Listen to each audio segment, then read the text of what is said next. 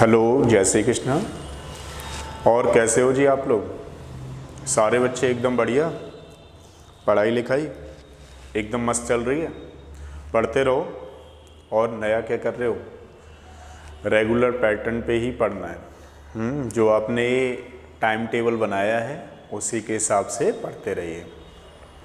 तो चलिए बच्चों, फिर 10 मिनट्स आपके साथ थोड़ा सा बात कर लेते हैं। ये तो मालूम पड़ ही गया होगा, IIT JEE वाले बच्चों को थोड़ी इन्फॉर्मेशन और दे देते हैं।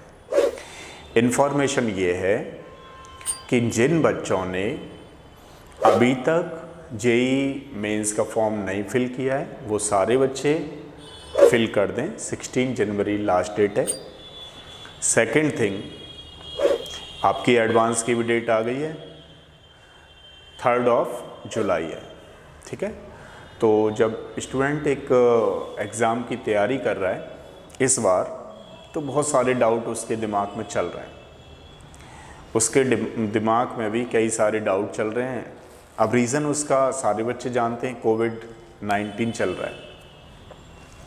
तो कहने का मतलब ये है कि इस बार भी,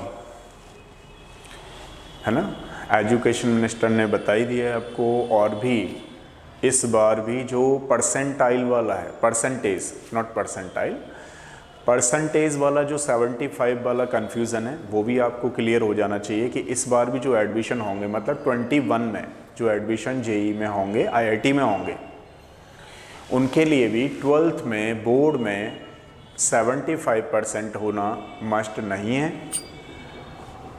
ठीक है, क्योंकि अगर हम इस बार का 20 का देखें और 21 के लिए, तो ये जो है रिलैक्सेशन में है। इससे पहले आप लोग जाओगे तो वहाँ पर 75 बोर्ड में होने बहुत मस्ट है, तब जा कर के IIT में एडमिशन मिलता है। दूसरी चीज़ ये है कि इसमें जितने, मान लीजिए कितने भी बच्चे अपीयर होते हैं उसमें से 20 परसेंटाइल निकलते हैं। 20 परसेंटाइल मतलब अप्रॉक्सीमेटली 2.5 लाख के करीबन मान लीजिए मेंस में क्लियर करते हैं। तो मेंस के हिसाब से जो कट ऑफ आती है वो बच्चे एडवांस में अपीयर होते हैं, जो इस बार 3 जुलाई को होने वाला है। तो आप लोग अपनी प्रिपरेशन पे ध्यान देते रहिए और एक जोश के साथ अपनी तैयारी करते रहिए। ठीक है, कहने का मतलब कुछ बच्चों को थोड़ा सा ये लगा रहता है कि कैसे क्वेश्चंस आएंगे, क्योंकि ये वैल्यू बेस्ड वाले जो 5 क्वेश्चन आते हैं किस तरीके से आएंगे। नॉर्मली 20 क्वेश्चन तो आपके 20 क्वेश्चन तो MCQ के होते ही होते हैं। जो 5 क्वेश्चन हैं वो आपके वैल्यू बेस्ड होते हैं।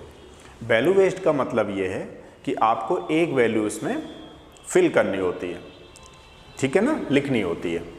तो इसमें भी कोई बहुत ज़्यादा टफ या वैसा नहीं है। अगर आपका बेसिक कॉन्सेप्ट बहुत अच्छा है तो वो वैल्यू भी आप अच्छी तरीके से लिख सकते हैं। सेकंड थिंग, इसमें आपको पता ही हो गया है कि भाई जो 360 का होता था वो अब 300 का ही होता है। ठीक है, तो कहने का मतलब अपनी एक तैयारी को करते रहिए कंटिन्यूस वे में। और 75 वाला परसेंटेज का इस बार भी नहीं होगा, 21 में भी मस्ट नहीं है, ये कंडीशन नहीं है। और जितने भर भी बच्चे अपीयर होंगे उसमें से 250 लाख को मेंस में निकाला जाता है, बाकी एडवांस में अपीयर होते हैं। तो एडवांस में जब कट ऑफ निकलती है तो उसके हिसाब से आपकी ब्रांचिंग डिसाइड होती है। ब्रांचिंग का भी है, जैसे मान लीजिए अगर कोई बच्चा कहे अच्छा इसमें तो 11,000 समथिंग सीट हैं IIT में, तो मेरी अगर रैंक 11,000 भी आ जाती है तो मेरा एडमिशन हो जाएगा, ऐसा नहीं है। ऐसा इसलिए नहीं है क्योंकि यहाँ पर जब आप लोग BTech में एडमिशन लेने जाते हो तो उसमें ब्रांच डिसाइड करती है कि आपको कौन सी ब्रांच लेनी है। क्योंकि जस्ट अभी तो आपको ये है कि कुछ बच्चों का तो पहले से डिसाइडिंग होता है कि भाई मुझे IT लेनी है, मैकेनिकल लेनी है, ठीक है, इलेक्ट्रिकल लेनी है। तो ये सारी जो रैंक है वो डिपेंड करती है कि आपकी रैंक क्या आती है। मतलब जो सारी ब्रांच हैं ये ब्रांच डिपेंड करती है कि आपकी रैंक क्या आती है। उसमें भी फिर रैंक के हिसाब से भी हम IITs में जाते हैं कि कौन सी किस रैंक पर IIT आपको मिल जाएगी, किस ब्रांच में। तो कई सारे फैक्टर्स हैं उसमें, तो अभी आपको नहीं जाना है। लेकिन हाँ, थोड़ा सा जब आप स्टडी कर रहे होते हैं तो इस बात का भी ध्यान रखें कि आपको आगे कौन सी ब्रांच लेनी है, क्योंकि बहुत सारे बच्चों को तो पहले से ही डिसाइड है जी मुझे कंप्यूटर आईटी लेनी है। तो कंप्यूटर आईटी अगर आपको लेनी है और अगर आप आईआईटी मुंबई लेते हो तो उसमें आपका टफेस्ट कंपटीशन है। तो वो समझ रहे होंगे आप, रैंक का हिसाब है वो बाद में हम बताएंगे आपको। फ़िलहाल आपको जब आप तैयारी कर ही रहे हो तो थोड़ा सा एक इंटरेस्ट बना लो और जहाँ से आपको लग रहा है थोड़ा सा एक उसका स्कोप समझना है, एप्लीकेशन समझना है कि किस ब्रांच का क्या एप्लीकेशन है या आपका किस में इंटरेस्ट है, वो भी थोड़ा सा एक देख लें, जिसके हिसाब से कि आप अपना बेस्ट परफॉर्मेंस दें। वो फिर ब्रांचों की बात बाद में है, लेकिन थोड़ा बहुत कभी भी टाइम मिले तो उसमें आप कर सकते हैं, ठीक है। और तो बोर्ड के परसेंटेज हट गए हैं अब पूरी तौर से। आपको एक अच्छी ब्रांच लेने के लिए, आईआईटी में अच्छी ब्रांच लेने के लिए और एनआईटी में अच्छी ब्रांच लेने के लिए तो अच्छा स्कोर लाना ही पड़ेगा। जब आप अच्छा स्कोर ला पाएंगे तभी आपको अच्छे कॉलेजेस मिलेंगे। और आईआईटी को भी अगर मैं हटा देता हूँ, क्योंकि सारे बच्चे जानते हैं मेन से एनआईटीज़, जीएफटीआई, गवर्नमेंट फंडेड जितने भी टेक्निकल कॉलेजेस होते हैं वो भी मिलेंगे आपको। और एक और नई चीज़ ये है इसमें, जो अपना यूपी टीयू जो एकेटीयू हो गया था, अब्दुल कलाम टेक्निकल यूनिवर्सिटी, और इस साल से यूपी सीई वाला भी इसमें आईआईटी जेई के मेंस के थ्रू एडमिशन होने वाले हैं उसमें, ठीक है। ये भी एक नया है इसमें कॉन्सेप्ट, यानी कि जो बच्चे यूपी से बिलोंग करते हैं, जो बच्चे एकेटीयू का एग्ज़ाम देते थे, यूपी सीई का एग्ज़ाम देते थे, अब उनको अलग से यूपी सीई की एग्ज़ाम की लिए फॉर्म फिल नहीं करना है।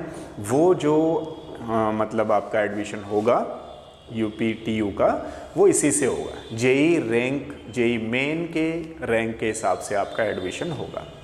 तो ये भी एक नई खबर है आपके लिए, ठीक है। आपको दूसरा फॉर्म नहीं फिल करना।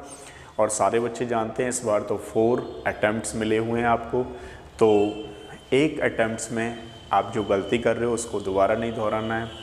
गलती सबसे होती हैं, लेकिन ये नहीं कि आप हर समय गलती करते रहो, इसीलिए आपके लिए 4 अटैम्प्ट्स हैं। तो अपना बेस्ट दो। पहली बार में आपको जो चीज़ समझ में आए कि अच्छा ये गलती है, फिर दूसरी बार में उसको हटाना है आपको। ज़्यादा से ज़्यादा कोशिश करनी है कि ये दोबारा गलती ना हो। तो इसके लिए आपको ज़रूरी ये है कि जब भी आप एग्ज़ाम देने जा रहे हो या आजकल दे रहे हो, एवरी संडे, मैं तो ये कहूँगा 15 डेज़ भी नहीं कहूँगा, मैं तो कहूँगा एवरी संडे आप 3 आवर्स का एक क्वेश्चन पेपर लें और उसको सॉल्व करें, ठीक है। और जो भी आपके चैप्टर चल रहे हैं वो तो आप पर डे के हिसाब से करते रहिए, लेकिन फिर भी पर डे अपना जो आपका चैप्टर पढ़ रहे हो उस पर 20-30 क्वेश्चन लगा लिए। ज़्यादा से ज़्यादा आपको क्वेश्चन लगाने। कई बार स्टूडेंट के दिमाग में आता है जी हम कितने क्वेश्चन लगाएं, तो मैं आपको बता देता हूँ, एक अच्छी रैंक लाने के लिए आपको मिनिमम 300 क्वेश्चन पर डे के हिसाब से लगाने चाहिए। यानी कि 100 क्वेश्चन केमिस्ट्री में, 100 क्वेश्चन मैथमेटिक्स में, 100 क्वेश्चन फिजिक्स में। जब आप क्वेश्चन की प्रैक्टिस करते हो तो बहुत सारी चीज़ें आपके कॉन्सेप्चुअल होती हैं और वो थ्योरी में भी कंसिडर की जाती हैं। कई बार ऐसा होता है थ्योरी से रिलेटेड कुछ ऐसी चीज़ें कि हम थ्योरी कुछ और पढ़ रहे हैं, क्वेश्चन में कुछ और दे रहा है जेई के में। तो थोड़ा सा इसका भी आप ध्यान रखें कि ज़्यादा से ज़्यादा एमसीक्यू की प्रैक्टिस करें, जिससे कोई दिक्कत ना आए, ठीक है। और नेक्स्ट वीडियो में मिलते हैं, तब तक के लिए थैंक यू सो मच।